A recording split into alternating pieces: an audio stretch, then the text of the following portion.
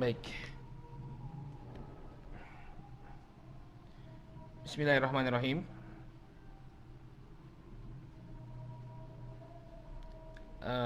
Bismillah. Tolong di unmute.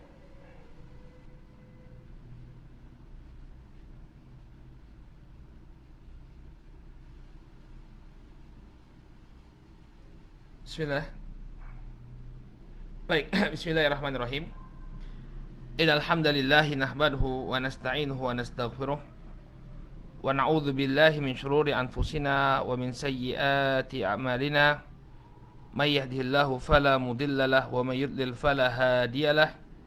Asyhadu an la ilaha illallah wahdahu la syarika lah wa asyhadu anna Muhammadan abduhu wa rasuluh sallallahu alaihi wa ala alihi wa sahbihi wa man ittaba'a hudahu ila yaumiddin, amma ba'd.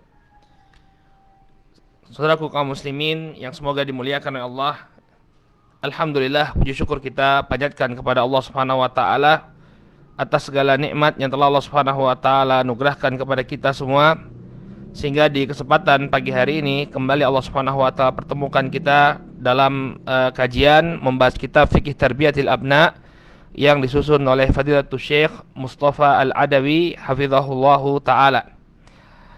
Pada pertemuan yang terakhir, saudaraku kaum muslimin rahimani wa rahimakumullah, kita telah jelaskan tentang bahayanya orang tua mendoakan kejelekan kepada anak-anak, di mana doa orang tua ini termasuk doa yang mustajab, doa yang dikabulkan oleh Allah.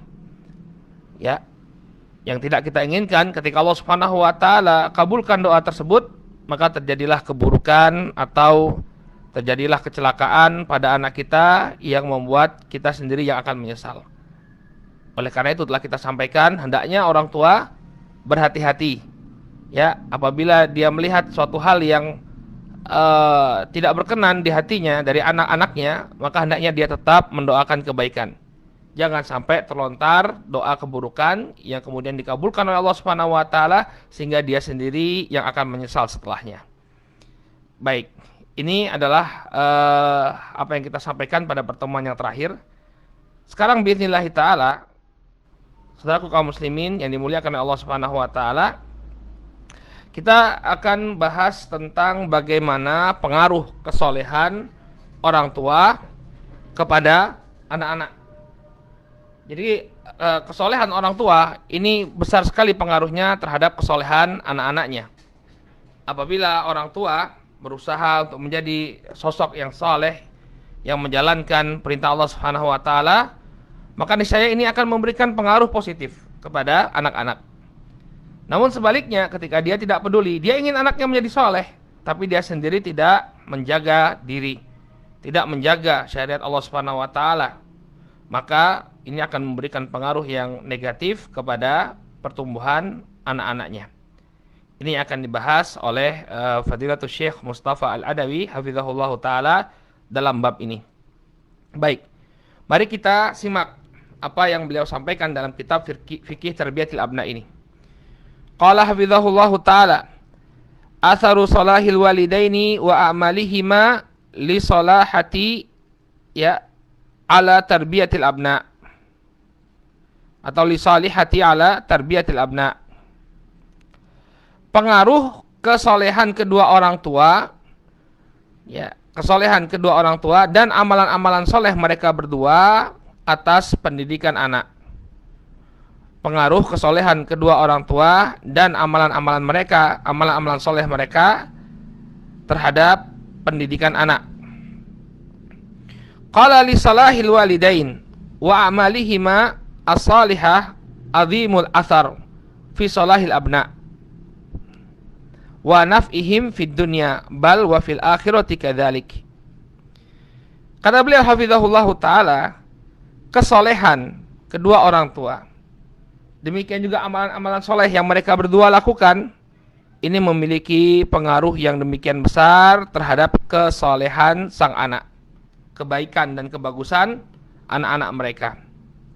Demikian juga memberikan manfaat yang sangat besar kepada anak-anak mereka di dunia, bahkan demikian juga di akhirat. Jadi anak-anak yang soleh ini memiliki pengaruh yang orang tua yang soleh, kesolehan orang tua ini memiliki pengaruh yang demikian besar terhadap kesolehan sang anak. Sebaliknya kata beliau, wa kadzalika fali a'mali sayyi'ah wal mubiqati allati yaqumu bihal aba wal ummahat atharun sayyi' ala tarbiyatil abna. Demikian juga amalan-amalan keburukan, ya, perbuatan-perbuatan dosa yang dilakukan oleh bapak dan ibu ini memiliki pengaruh yang buruk terhadap pendidikan anak. Qala wa hadhil athar ala tarbiyatil abna ya tata'atta min wujuh. Dan pengaruh-pengaruh buruk ini atau pengaruh-pengaruh amalan tadi kepada pendidikan anak, ya, dia memberikan dampak dari beberapa sisi. Ya, dari beberapa sisi. Jadi beliau akan jelaskan apa saja pengaruh kesolehan seorang bapak dan seorang ibu terhadap pendidikan anak. Yang pertama kata beliau, minha barakatu hadhil a'mal as-salihah wa mujazatullahi subhanahu wa ta'ala bihi. Yang pertama, ya, dari amalan soleh tersebut akan muncul keberkahan. Ya, demikian juga balasan dari Allah subhanahu wa ta'ala. Ya. Demikian juga wa kadzalika syu'umil a'mal as-sayyi'ah wa intiqamillahi subhanahu wa ta'ala min fa'ilihi wa uqubatihi 'alaiha. Sebaliknya juga, ya, hukuman dari Allah Subhanahu wa taala. Ya, balasan dari Allah Subhanahu wa taala terhadap orang-orang yang melakukan keburukan. Ya, jadi kebaikan kita, ya, amalan soleh kita dibalas dengan kebaikan oleh Allah Subhanahu wa taala, dibalas dengan keberkahan. Sebaliknya, perbuatan dosa kita akan dibalas dengan keburukan. Ya, akan dibalas dengan keburukan oleh Allah Subhanahu wa taala sebagai hukuman atas amalan maksiat yang kita lakukan. Qala wa qad takunu suwarul mujazati wal itsabah awil intiqam wal uqubah mutamatsilatun fil abna. Dan terkadang, ya, pembalasan tersebut, pembalasan kebaikan dari amalan yang kita lakukan atau hukuman dan balasan dari dosa yang kita lakukan ini memberikan pengaruh kepada anak. Ya, jadi dihukum orang tuanya dan hukumannya ini, ya, merembet pada anaknya. Imma bi islahihim wa hifdzihim wa tawallihim wa sa'ati rizqihim wa afiyatihim. Bisa jadi, ya, dalam bentuk kesolehan anak-anak tersebut. Ya, jadi asal dari amalan soleh atau pengaruh dari amalan soleh, buah dari amalan soleh yang dilakukan oleh orang tua, ya, Allah Subhanahu wa taala jadikan anak-anaknya sebagai anak-anak yang soleh. Demikian juga wa hifdzihim, Allah Subhanahu wa taala menjaga mereka. Ya, wa tawallihim wa sa'ati rizqihim, Allah melindungi mereka. Demikian juga Allah Subhanahu wa taala anugerahkan keluasan rezeki kepada mereka. Wa afiyatihim, dan kesehatan serta keselamatan mereka. Ya, bebas dari sakit, bebas dari cacat.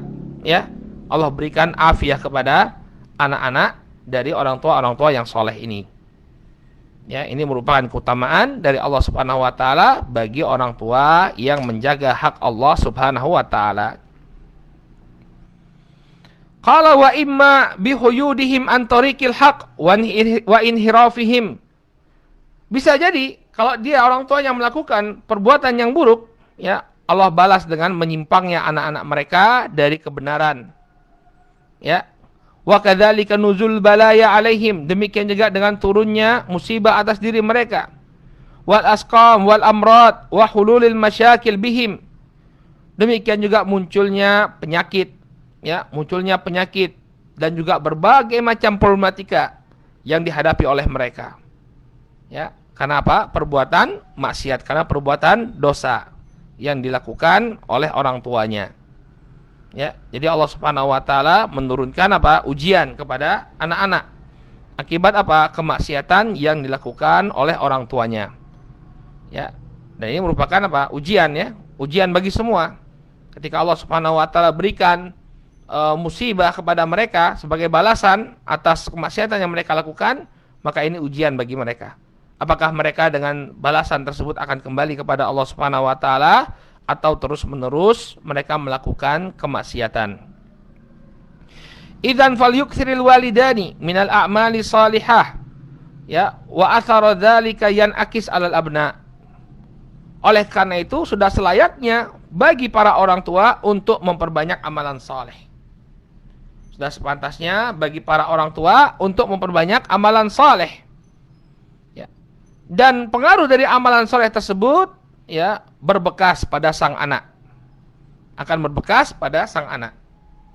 Kemudian beliau berikan beberapa sampel, ya, contoh-contoh di dalam Al-Qur'an, ya, contoh-contoh di dalam Al-Qur'an tentang apa? Orang-orang yang anaknya itu mendapatkan keberkahan dari amalan saleh, ya, yang dilakukan oleh orang tuanya.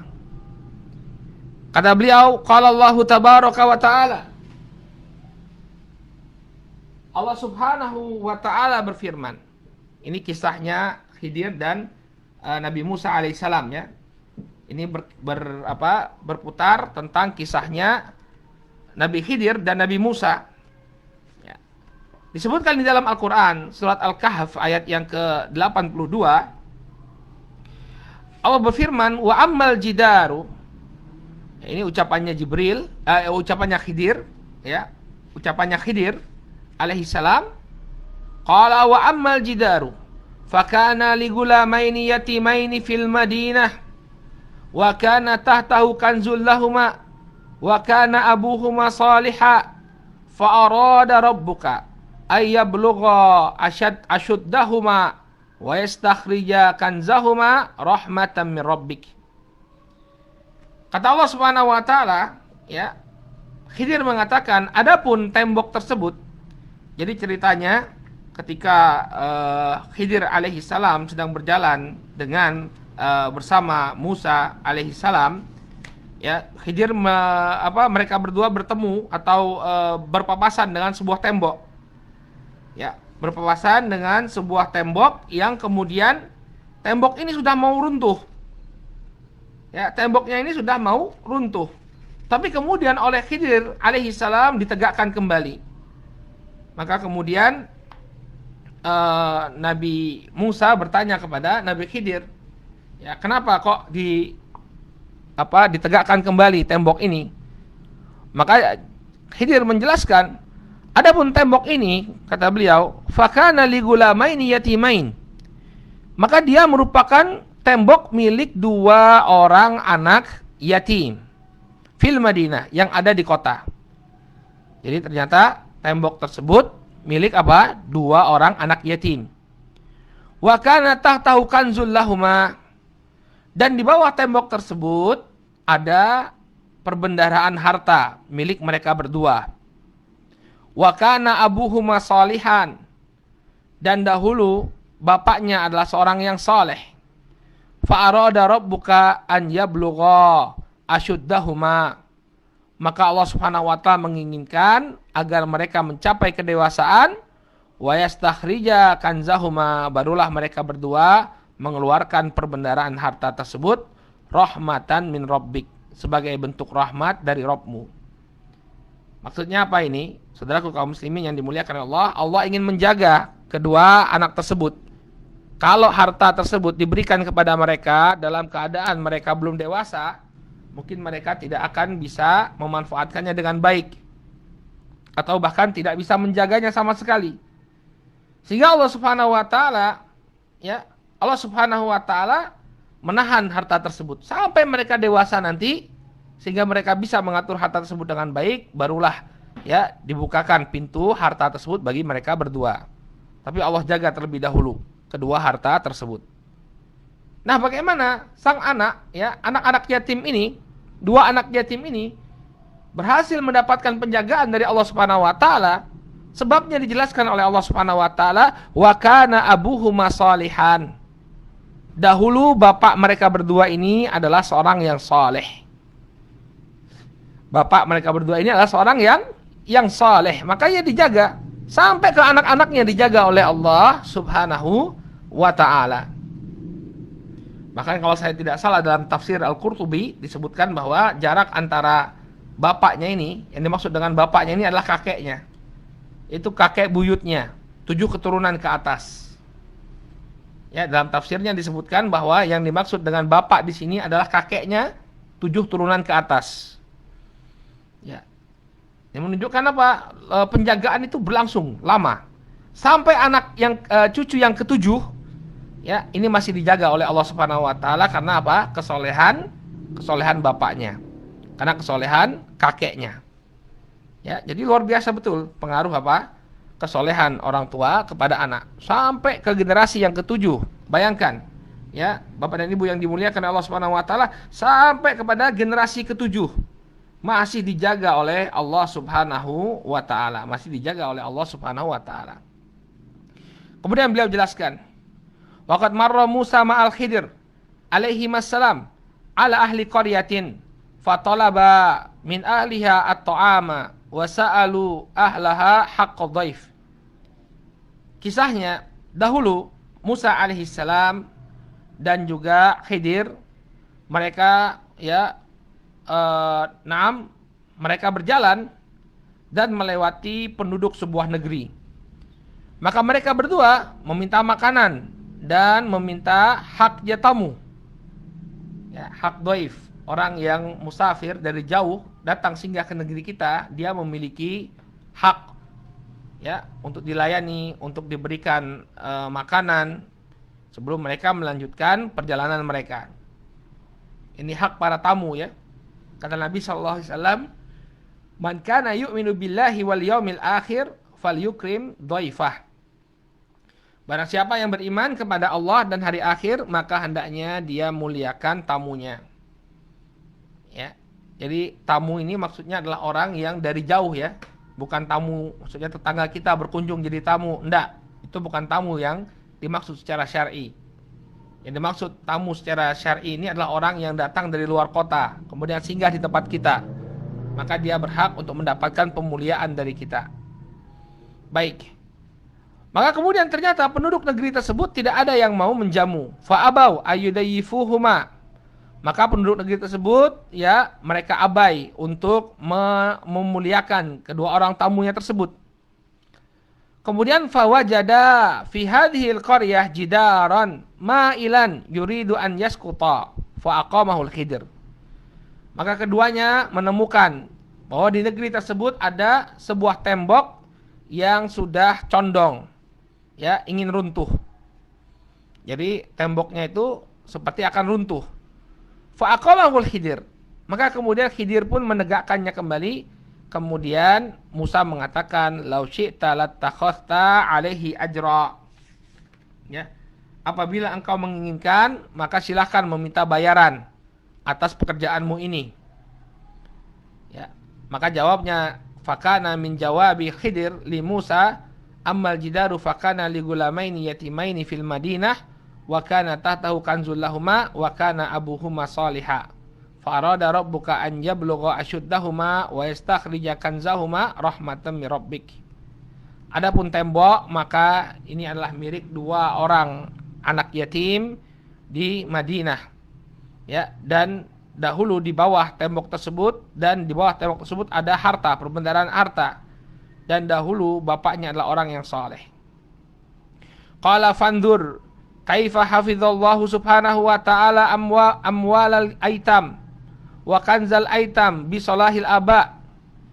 Maka perhatikanlah wahai kaum muslimin, bagaimana Allah Subhanahu wa taala menjaga harta anak-anak yatim. Allah Subhanahu wa taala menjaga perbendaharaan anak-anak yatim dengan sebab apa? Bi salahil aba, dengan sebab kesolehan bapak-bapak mereka. Ya, yang melakukan kesolehan adalah bapak-bapaknya. Namun yang mendapatkan penjagaan dari Allah Subhanahu wa taala adalah anak-anaknya. Ya. Nah, ini menunjukkan pengaruh yang luar biasa terhadap anak, ya. Kesolehan orang tua terhadap anak ini memiliki pengaruh yang luar biasa. Sampai ketika bapaknya udah enggak ada, ya, kakeknya udah enggak ada, anak-anak tersebut dijaga oleh Allah Subhanahu wa taala. Baik. Kemudian kata beliau, "Wa hal tadhunnu au ta'taqidu anna hadzal kanz Wa hadzal mal alladhi hafizallahu ya jam'un minal haram ya, au jumi'a minal haram. Apakah terbetik di benak Anda? Ya, apakah Anda mengira bahwa harta yang dijaga oleh Allah Subhanahu wa taala ini adalah harta yang haram? Ada nggak di antara kita yang mengira bahwa harta tersebut adalah harta yang haram? Saya kira tidak ada ya. Tidak ada yang mengira bahwa harta tersebut adalah harta yang haram. Kenapa? Nggak mungkin harta haram kemudian dijaga oleh Allah Subhanahu wa taala. Ya. Tentu harta yang diberikan itu, harta yang tersimpan tersebut adalah harta yang halal. Ya, terpikirkan atau tidak di benak Anda bahwa harta yang dijaga oleh Allah Subhanahu wa taala itu adalah harta yang haram? Ya. Qala wa qaulullahi tabaraka wa taala wal yakhshal ladzina law taraku min khalfihim dzurriyyatan di'afa khafu 'alaihim falyattaqullaha wal yaqulu qawlan sadida. Demikian juga Allah Subhanahu wa taala berfirman, dan hendaknya takut kepada Allah orang-orang yang seandainya meninggalkan di belakang mereka anak-anak yang lemah, yang mereka khawatirkan kesejahteraannya. Oleh karena itu, hendaknya mereka bertakwa kepada Allah dan mengucapkan perkataan yang benar. Apa hubungannya dengan tadi? Ya, qala yuwaddihus salah bainal qaulis sadid fi sya'nil aitam wa inqiasi athari dzalika ala dzurriyyatir rajul. Ayat ini kata beliau menjelaskan tentang hubungan antara perkataan yang benar ya, antara perkataan yang benar tentang anak-anak yatim serta pengaruhnya terhadap ya anak-anak dari orang tersebut. Maksudnya seorang yang dia menjaga harta anak yatim, ya, orang yang diamanahi harta anak yatim, kemudian dia tunaikan hak anak yatim tersebut, dia tunaikan amanah yang diberikan kepadanya, maka Allah Subhanahu wa taala akan memberikan ya kesolehan kepada anak-anaknya. Ya, anak-anaknya akan tumbuh menjadi anak-anak yang soleh. Ya, berbeda dengan orang yang tidak menjaga harta anak-anak yatim. Berbeda dengan keadaan orang-orang yang tidak menjaga hak-hak anak-anak yatim. Dia melakukan kezaliman, mengambil harta anak-anak tersebut, maka bisa jadi apa? Ini berpengaruh kepada kesolehan anak-anaknya. Maka kata beliau, fa'alaika ayyuhal ab wa anti ayyatuhal bitaqwallahi wa bil qaulis sadid. Oleh karena itu wajib bagi engkau wahai para ayah, wajib bagi engkau wahai para ibu untuk bertakwa selalu kepada Allah Subhanahu wa taala dan selalu mengucapkan ucapan yang benar. Wa khasatan fi sya'nil aitam, terlebih lagi dalam urusan anak-anak yatim. Ya, jadilah pembela anak-anak yatim. Tidaklah kita membiarkan ada orang-orang yang melakukan kezaliman kepada anak-anak yatim. Dan ini merupakan kesolehan yang luar biasa. Ya, ketika seseorang melihat anak-anak yatim tidak terpenuhi haknya, ya, atau anak-anak yatim diambil haknya, lalu dia membela anak-anak yatim tersebut, maka ini merupakan amalan saleh yang luar biasa. Ya, fa idza ra'aita man ya'kulu amwalahum aw yahuthu ala zulmihim aw yabkhasuhum huquqahum wa asya'ahum faqum wa qul kalimataka sadidah mubtagian biha wajhallah. Oleh karena itu, apabila engkau melihat ada orang yang memakan harta anak-anak yatim atau mendorong agar terjadinya kezaliman kepada mereka, atau mereka menahan hak-hak anak-anak yatim tersebut, maka hendaknya engkau berdiri, maka hendaknya engkau bangkit, waqul kalimataka sadidah, dan hendaknya engkau ucapkan ucapan yang benar, mubtagian biha wajhallah, dengan mencari, berharap wajah Allah Subhanahu wa taala. Wa fa hadhil kalimah as-sadidah minka yarfa'ullahu biha adz-zulma wa yuhiqqullahu biha al-haq wa tabqa li ahfadik min ba'dik thumma hiya majlasatun mustaratun fi sahaifika yaumal qiyamah. Ya, atau musajjilatun mustaratun ya mustaratun fi sahaifiki yaumal qiyamah. Oleh karena itu ketika engkau melihat ada ketidakadilan terhadap harta anak-anak yatim, lalu engkau peringatkan, ya, engkau ucapkan kalimat yang lurus dengan mengharapkan wajah Allah Subhanahu wa taala, ya, apabila engkau melakukannya, Allah Subhanahu wa taala akan mengangkat kedzaliman. Ya, Allah akan mengangkat kedzaliman terhadap anak-anak yatim tersebut. Demikian juga Allah Subhanahu wa taala akan, ya, memberikan hak. Apa yang menjadi hak anak-anak yatim tersebut akan tersalurkan. Ya. Kemudian, ya, harta tersebut akan senantiasa pengaruhnya, atau apa yang kau perbuat ini akan terasa pengaruhnya sampai kepada cucu-cucumu.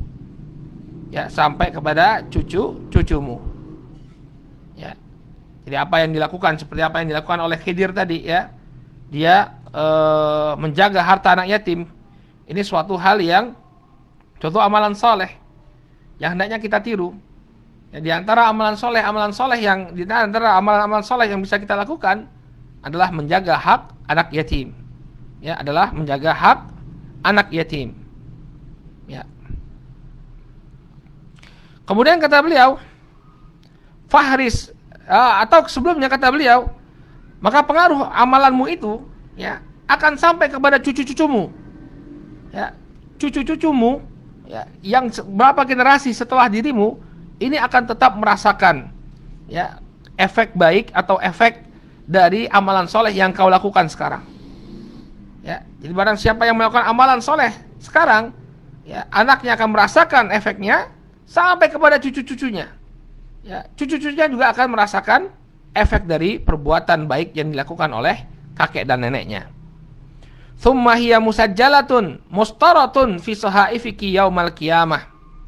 Dan ingat, selain dia memberikan pengaruh yang luar biasa kepada anak keturunan kita, ingat, apa yang kita lakukan itu semua tertulis dalam lembaran-lembaran catatan amal yang nanti akan dibuka pada hari kiamat. Ya. Jadi jangan ragu kita untuk melakukan amalan soleh. Tidak ada yang rugi, ya. Kita tidak akan mendapatkan kerugian sedikit pun dari amalan soleh yang kita lakukan, ya, karena amalan soleh itu selain dia tercatat dalam lembaran-lembaran amalan kita, dia juga memberikan pengaruh yang luar biasa kepada anak-anak kita, anak keturunan kita. Ya, nah ini juga pemacu semangat kita, ya, untuk melakukan amalan soleh, karena ternyata pengaruhnya amalan soleh tersebut bukan hanya kita saja yang mendapatkan, tapi juga apa? Anak keturunan kita. Maka jadilah kita sebagai ayah yang soleh. Jadilah kita sebagai ibu yang solihah. Ya, karena kebaikannya itu bukan hanya kita saja yang mendapatkannya. Bukan hanya lembaran-lembaran amalan kita saja yang menjadi bertambah berat dengan amalan kebaikan. Tapi lebih daripada itu. Lebih daripada itu. Ya, Allah Subhanahu wa taala akan berikan keberkahan kepada anak dan cucu kita. Allah Subhanahu wa taala akan berikan keberkahan kepada anak dan cucu kita, ya, dengan amalan soleh yang dilakukan oleh orang tuanya. Ya. Sebaliknya, ya, apabila seseorang melakukan amalan keburukan, ya, misalnya dengan mengambil harta yang bukan miliknya atau menjadi sumber penghasilan dari perkara-perkara yang Allah haramkan, maka ini pun memberikan pengaruh yang buruk kepada anak-anak. Makanya beliau berpesan kemudian, ya, tayyib ayyuha al-ab, ya, tayyib ayyuhal ab mat'amaka wa mashrabaka wa malbasaka hatta tarfa'a yadayka bid-du'a ila Allah bi aidin tahiratin wa nafsin zakiyatin. Maka perbaguslah wahai para bapak, perbaguslah makananmu, perbaguslah minumanmu, perbaguslah pakaianmu. Artinya apa? Makan, minum, dan pakaian kita hendaknya dari, ya, sumber penghasilan yang baik. Yang diinginkan oleh beliau di sini maksudnya adalah apa? Ya, perbaikilah sumber penghasilanmu sehingga yang kau makan itu adalah perkara yang baik, yang kau minum adalah perkara yang baik. Demikian juga pakaianmu ya berasal dari harta yang baik. Berasal dari harta yang baik. Ya. Hatta tarfa'a yadaika bid-du'a ilallahi bi'aidin tahirah. Sehingga engkau ketika mengangkat kedua tanganmu meminta kepada Allah, bermunajat kepada Allah, tangan yang kau angkat itu, barakallahu fikum, tangan yang kita angkat adalah tangan yang bersih. Ya, tangan yang bersih dari memegang sesuatu yang diharamkan oleh Allah Subhanahu wa taala. Tangan kita bersih dari segala sesuatu yang dilarang oleh Allah.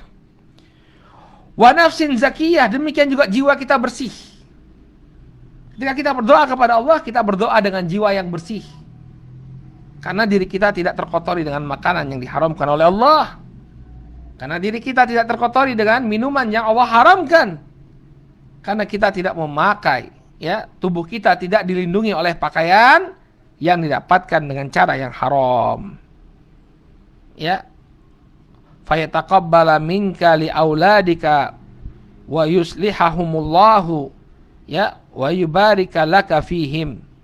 Maka dengannya ketika kita benar-benar menjaga kebersihan atau kehalalan makanan yang kita konsumsi, minuman yang kita konsumsi, dan juga pakaian yang kita pakai, maka ini merupakan sebab Allah Subhanahu wa taala mengkabulkan doa-doa kebaikan kita atas anak-anak kita, dan Allah Subhanahu wa taala pun akan memperbaiki keadaan mereka dan memberkahi mereka. Ya, dari apa? Doa orang tua atau doa ayah dan doa ibu yang betul-betul menjaga kehalalan apa yang mereka makan. Ya, menjaga kehalalan ini juga merupakan amalan soleh, ya. Seorang berhati-hati tidak memakan kecuali apa yang dihalalkan oleh Allah. Ini amalan soleh. Ya, ketika seorang ayah dan seorang ibu dia menjaga betul makanan yang dimasukkan, ya, yang dia makan, kemudian dia berdoa, ya, maka doanya tadi akan menjadi doa yang dikabulkan. Berbeda kondisinya dengan orang-orang yang ketika dia berdoa, tangan yang dia angkat adalah tangan yang berlumuran harta haram. Ketika dia berdoa, pakaian yang dia pakai adalah pakaian yang didapatkan dari harta yang haram. Ya. Hati yang dia pakai, ya, adalah hati yang tumbuh dari harta yang haram. Maka bagaimana mungkin doanya dikabulkan? Padahal apa? Salah satu doa yang dikabulkan oleh Allah Subhanahu wa taala adalah doa orang tua kepada anaknya, atau doa orang tua untuk kebaikan anaknya. Tapi doa ini bisa jadi ditolak oleh Allah Subhanahu wa taala. Kenapa? Karena orang tuanya tidak mengkonsumsi harta yang halal. Banyak sekali harta yang haram, ya, beredar di tengah-tengah mereka. Maka bagaimana mungkin anaknya mau soleh? Ya, kalau orang tuanya berdoa ternyata makannya makan yang haram, ya, nggak dikabulkan oleh Allah Subhanahu wa taala. Padahal doa orang tua termasuk doa yang mustajab. Tapi saudaraku kaum muslimin, tidak dikabulkan oleh Allah Subhanahu wa taala karena orang tuanya tidak peduli dengan harta yang dia konsumsi. Kemudian kata Allah Subhanahu wa taala, qala Allahu azza wa jal, innama yataqabbalullahu minal muttaqin. Hanya saja Allah Subhanahu wa taala itu menerima amalan dari orang-orang yang bertakwa. Menerima doa dari orang-orang yang bertakwa. Ya. Jadi orang-orang yang tidak peduli tentang hartanya tadi, ya, tidak dipedulikan oleh Allah Subhanahu wa taala doanya. Orang-orang yang masih memakan harta yang diharamkan oleh Allah Subhanahu wa taala, ya, maka Allah Subhanahu wa taala akan mengacuhkan doanya. Ya, akan mengacuhkan doanya tersebut. Tidak dikabulkan oleh Allah Subhanahu wa taala. Makanya perhatikan terutama bagi para ayah. Ya, bagi para ayah. Ya, kalau kita ingin memberikan nafkah kepada keluarga kita, itu benar-benar harus kita seleksi. Jangan sampai harta haram itu beredar di tengah-tengah kita. Kenapa? Karena dia akan menjadi sebab tercabutnya keberkahan di tengah-tengah keluarga. Demikian juga menyebabkan doa-doa kita tidak dikabulkan oleh Allah. Nah, ini bahaya. Kalau doa kita sampai tidak dikabulkan oleh Allah Subhanahu wa taala, siapa yang mau mengabulkan? Ya, berdoa sepanjang malam, ya Allah, anugerahkanlah kepadaku anak yang saleh. Ya, tapi doanya ditolak oleh Allah. Akhirnya cita-citanya tadi terbengkalai. Ya, akhirnya cita-cita dia untuk mendapatkan anak yang saleh tidak dia dapatkan. Kenapa? Karena dianya sendiri ya suka memakan harta-harta yang haram. Ya. Jadi Allah tidak kabulkan doanya tadi agar anaknya menjadi anak-anak yang soleh dan solehat. Beliau menyebutkan dalilnya tentang pengaruh harta yang haram. Tentang pengaruh harta yang haram ya terhadap dikabulkannya doa. Qala wa dzakara Nabi sallallahu alaihi wasallam ar-rajula yutilus safar ash'atha akbar yamuddu yadayhi ila sama'i ya rabbi wa mat'amu haram wa mashrabu haram wa malbasu haram wa ghudhiya bil haram fa anna yustajabu lahu. Kata Nabi sallallahu alaihi wasallam, ada seorang laki-laki yutilus safar. Dia sedang berada dalam safar yang demikian panjang. Sedang bepergian jauh dia, yutilus safar. Qala ash'atha akbar. Kemudian rambutnya kusut dan berdebu. Yamuddu yadayhi ila sama. Kemudian dia angkat kedua tangannya menghadap ke langit. Lalu mengatakan, ya Rabbi. Wahai Rabbku. Wa mat'amu haram. Padahal harta dia haram. Wa mashrabu haram. Ya, demikian juga minuman yang dia konsumsi haram.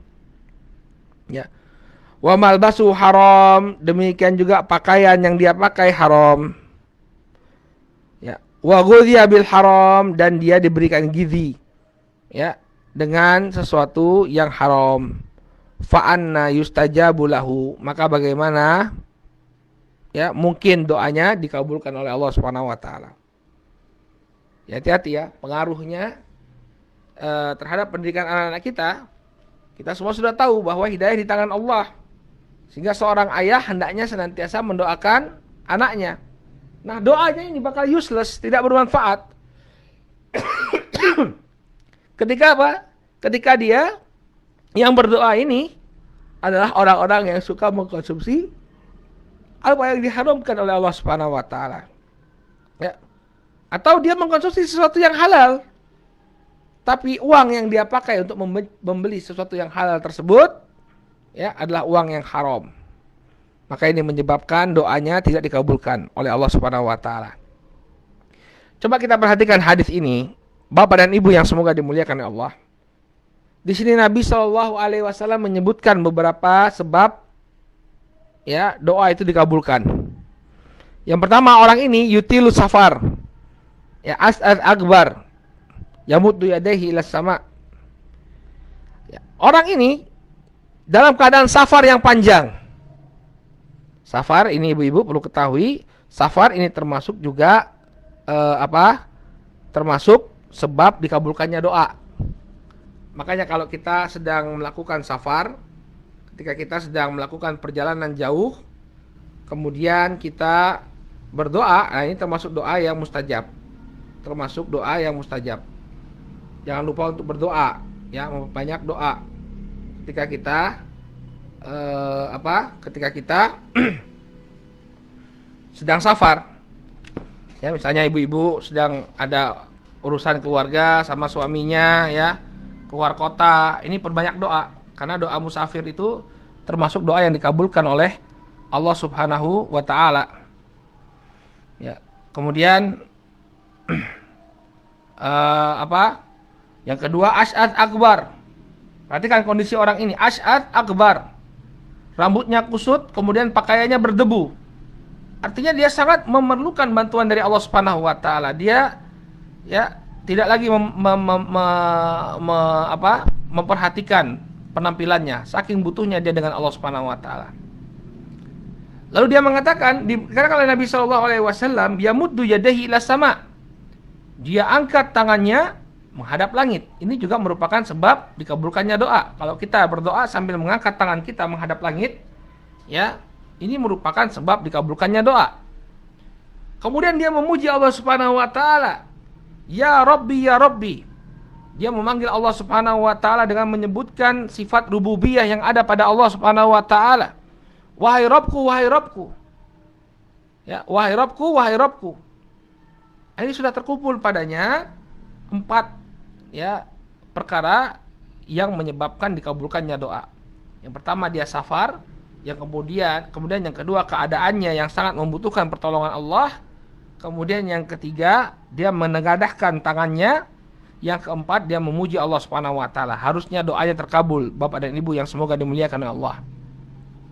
Ketika dia dalam keadaan seperti ini lalu dia berdoa, mendoakan kebaikan kepada anak-anaknya, mendoakan agar Allah Subhanahu wa taala menjadikan anak-anaknya sebagai anak yang soleh, harusnya dikabulkan. Tapi apa yang terjadi pada orang ini? Wa mat'amuhu haram, wa mashrabuhu haram. Makanannya haram, minumannya haram, wa malbasuhu haram. Demikian juga pakaiannya haram. Wa ghudhiya bil haram. Dan apa? Dia tumbuh dari ya apa-apa yang diharamkan oleh Allah.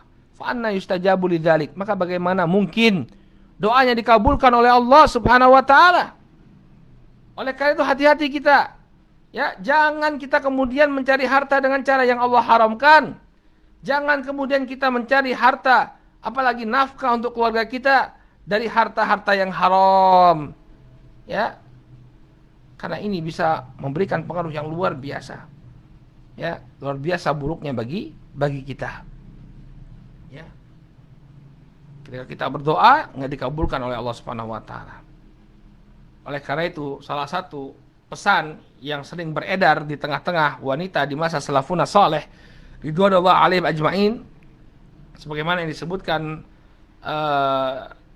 di dalam kitab Minhajul Qasidin, ya, bahwa kebiasaan wanita-wanita, kebiasaan para ibu, ketika mereka mengantarkan suaminya pergi bekerja, mereka berpesan, wahai suamiku, carilah rezeki yang halal, karena sesungguhnya kami bisa bertahan dengan kelaparan, Nabi kami tidak bisa bertahan dengan siksanya, dengan kejamnya siksaan Allah Subhanahu wa taala.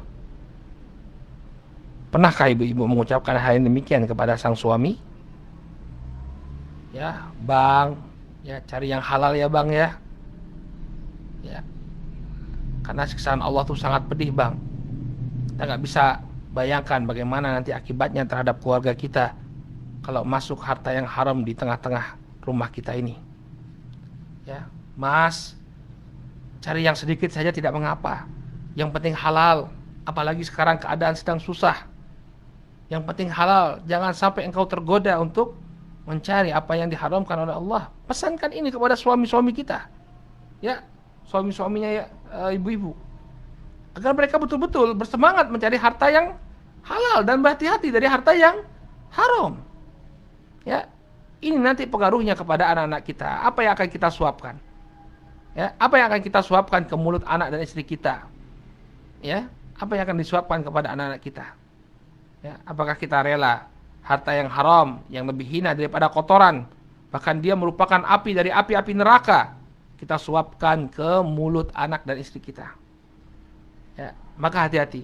Harta yang halal dan harta yang haram ini besar sekali pengaruhnya terhadap anak-anak. Ya. Qala fa kaifa yaliku bika ayyuhal ab an tarfa'a yadayka wa huwa maluthatun bidima'il abriya. Maka apakah pantas wahai para bapak engkau mengangkat tanganmu berdoa kepada Allah Subhanahu wa taala padahal tanganmu berlumuran darah orang-orang yang tidak berdosa.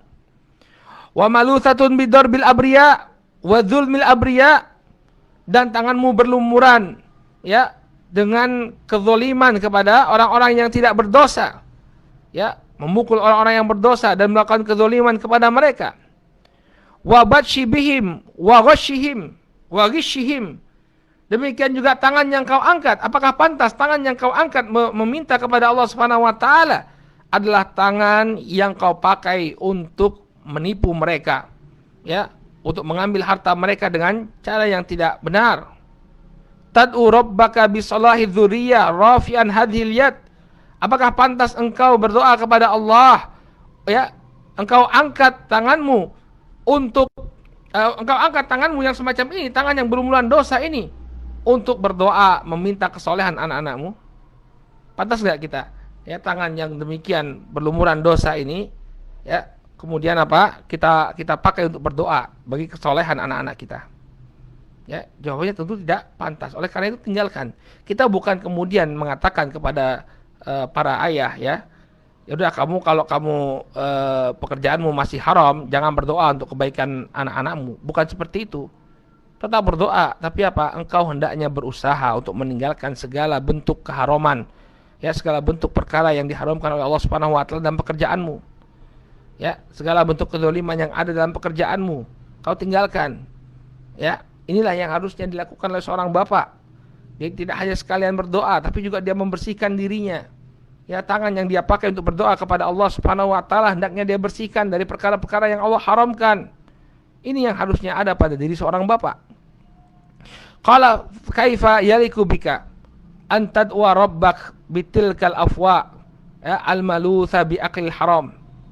Ya, bagaimana, ya, pantaskah kiranya apabila engkau berdoa kepada Rabbmu dengan mulut yang berlumuran makanan-makanan yang diharamkan.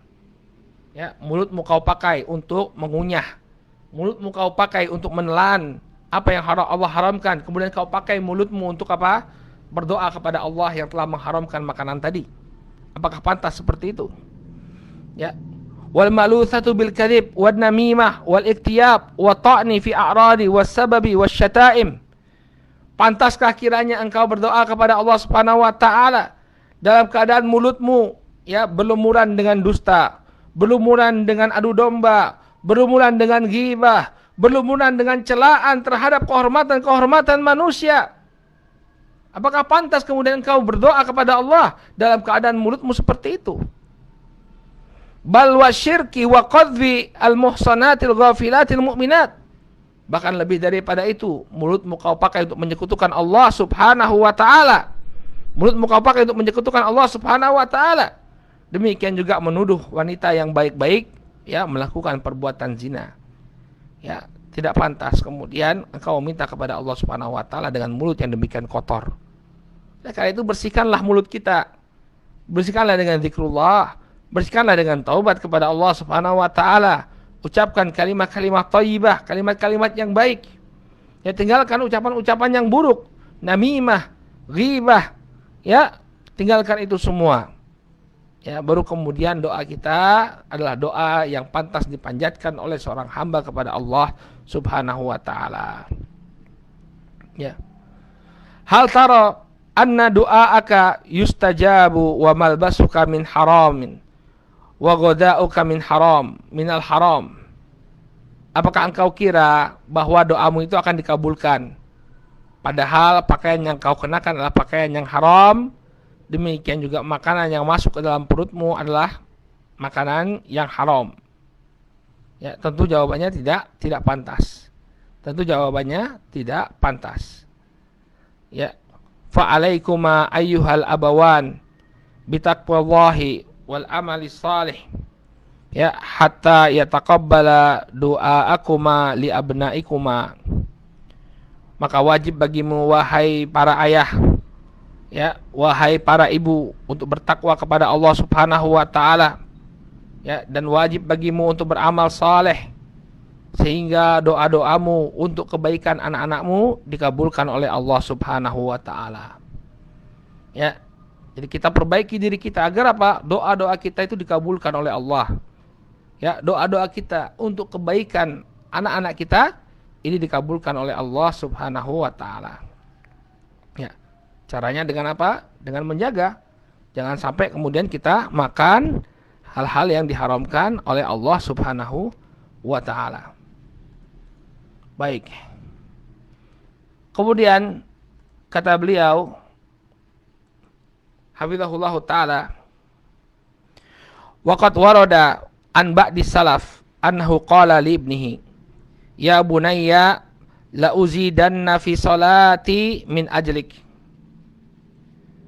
Dan telah disebutkan dari sebagian salaf di generasi awal Islam bahwa dia mengatakan kepada anaknya, "Wahai putraku, sungguh aku akan menambah sholatku untuk kebaikanmu." Apa maknanya? Qala ba'dul ulama, maknahu usolli kathiran wa ad'ullaha laka kathiran fi sholati. Maksudnya aku akan memperbanyak sholatku dan aku berdoa kepada Allah Subhanahu wa taala, ya, aku berdoa yang banyak kepada Allah Subhanahu wa taala untuk kebaikanmu dalam sholatku tersebut. Jadi sebagian salaf mereka memperbanyak sholat, ya, sholat sunnah, karena di dalam sholat itu ada tempat-tempat yang mustajab bagi dia. Ketika dia bersujud, ya, dia mendoakan anak-anaknya, ya, dia berbanyak sholatnya. Agar apa? Agar dia selalu mendapatkan momen untuk mendoakan anak-anaknya, ya. Maka yang demikian ini merupakan apa? Kesolehan seorang ayah, ya. Dia gemar melakukan sholat sunnah dengan tujuan apa tadi? Agar dia bisa mendoakan anak-anaknya dalam sholatnya tersebut. Ini yang dilakukan oleh sebagian salafun saleh ridwanullah alaihim ajmain, ya. Menunjukkan bahwa urusan pendidikan anak ini bukan urusan yang sepele, ya. Butuh perjuangan, ya, butuh kesabaran, sampai kemudian seseorang itu memperbanyak ibadahnya agar apa? Doanya dikabulkan oleh Allah Subhanahu wa taala. Kemudian kata beliau, termasuk kesolehan orang tua adalah mereka menghidupkan Al-Quran di tengah-tengah rumah dan juga menyingkirkan segala bentuk kemaksiatan dari rumah yang mereka tinggali. Ini bentuk kesolehan orang tua. Ini mereka membiasakan membaca Al-Quran, mereka terbiasa membaca Al-Quran di rumahnya, jadi menghidupkan Al-Quran di rumahnya, dan sebaliknya mereka menyingkirkan hal-hal yang diharamkan oleh Allah Subhanahu wa taala dari rumahnya. Ini kesolehan orang tua yang juga besar pengaruhnya terhadap, ya, anak-anak mereka. Kata beliau, qala ba'dul ulama, ya, atau kata beliau, wal walidan idza qama bi tilawati kitabillah wa qiraati suratil baqarah wal muawwidzat wa nahwa dzalika fa innal malaikata tatanazzalu lil Qur'an wasyayatina tafir. Kedua orang tua apabila mereka berdua, ya, sering membacakan kitabullah, demikian juga membacakan surat Al-Baqarah di rumah mereka dan membacakan Al-Mu'awwidzat, ya, surat-surat Al-Mu'awwidzat. Ini qul huwallahu ahad, qul a'udzu birabbil falaq, dan qul a'udzu birabbin nas. Atau yang semisalnya, kalau dia penuhi rumahnya tadi dengan bacaan Al-Qur'an, tatanazzalu al-malaikatu lil Qur'an. Maka malaikat itu akan turun karena bacaan Al-Qur'an tersebut. Wasyayatinu tafir, dan syaitan-syaitan akan kabur, akan lari.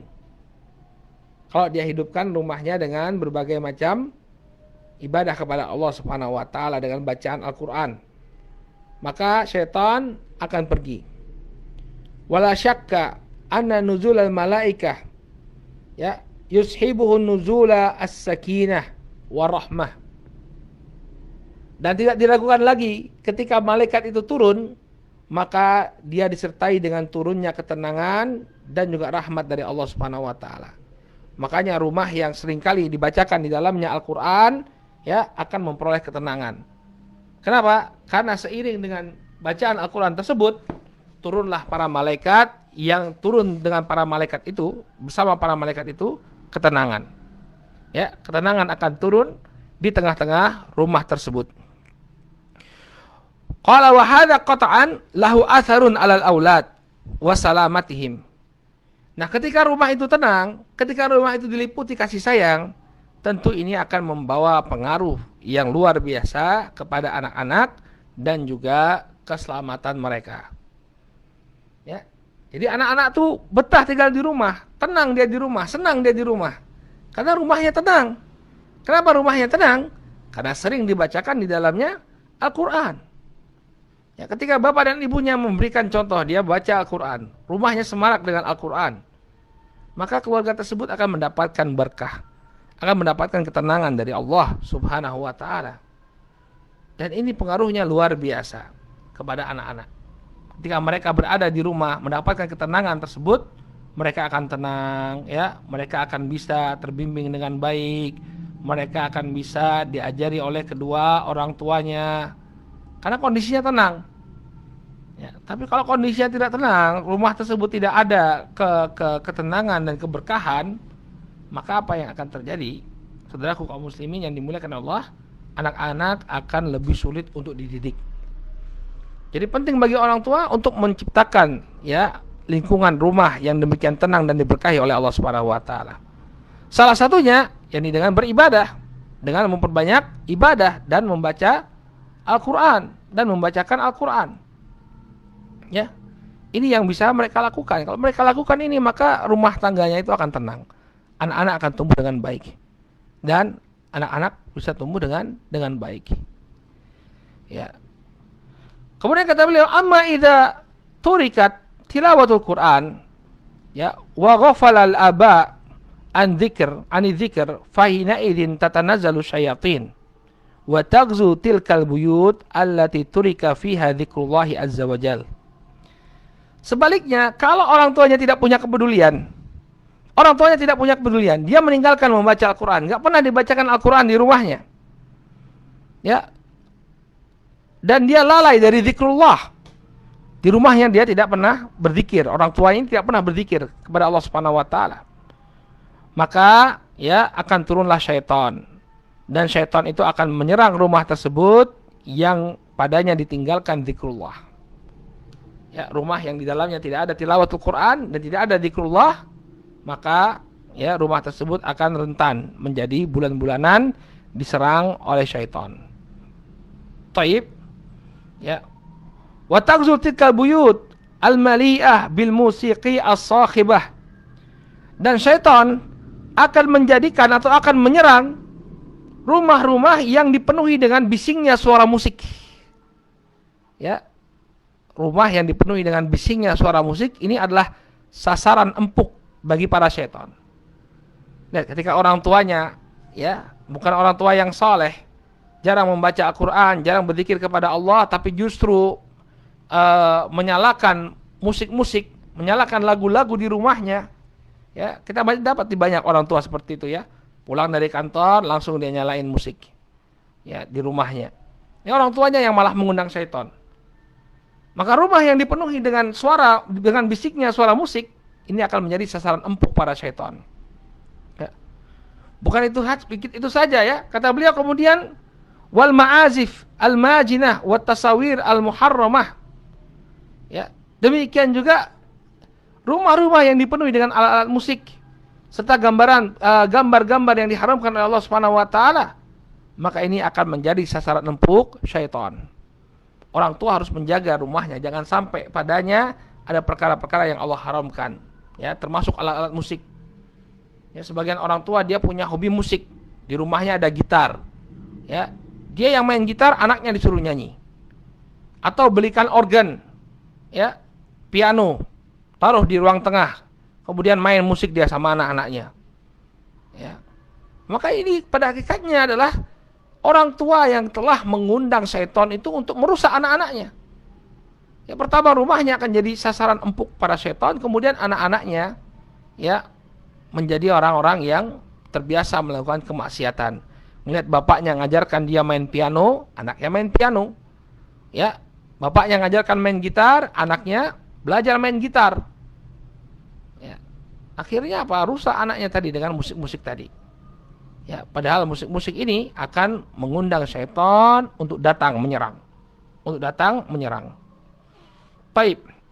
Qala wala syakka anna mithla hadha yu'athiru 'ala al-abna, ya, ayyama ta'thir. Maka tidak diragukan lagi bahwa yang seperti ini akan memberikan pengaruh kepada, ya, sang anak dari berbagai sisi. Ya, wa yu'azzihim ilal ma'asi azan, dan benar-benar menjerumuskan mereka kepada kemaksiatan, ya, wa yudfi'uhum ilal fasadi daf'an, dan mendorong mereka kepada kerusakan dengan benar-benar mendorong mereka pada kerusakan. Ya, bagaimana seorang anak bisa jadi seorang pemusik misalnya? Ya, ada kemungkinan dia mengambil itu dari bapaknya. Bapaknya seniman, anaknya seniman. Ya, maka kesolehan orang tua ini sangat besar sekali pengaruhnya terhadap anak. Ya, kalau bapaknya itu saleh, ya, kemudian mengisi rumahnya dengan bacaan Al-Qur'an dan zikrullah, maka anak-anaknya akan Allah Subhanahu wa taala jaga. Tapi sebaliknya, justru orang tuanya yang mengisi rumahnya dengan berbagai macam kemaksiatan, maka ini menyebabkan lepasnya penjagaan Allah Subhanahu wa taala dan menjadikan dia sebagai bulan-bulanan, dia dan keluarganya sebagai bulan-bulanan syaitan. Baik. Dan masih banyak lagi pengaruh dari kesolehan orang tua kepada anak-anak, ya, kepada pendidikan anak-anak. Ya, beliau akan sebutkan kita akan bacakan pada pertemuan yang akan datang insyaallah. Ya, jadi ini adalah beberapa sisi saja dari pengaruh kesolehan orang tua kepada anak. Ya, masih ada beberapa pengaruh lagi, insyaallah kita akan bahas pada pertemuan yang akan datang bismillah taala. Baik, kita cukupkan dulu sampai di sini. Kemudian bagi yang mengikuti kajian melalui Zoom, kami persilahkan untuk mengajukan pertanyaan. Tafadhalu hafizakumullah.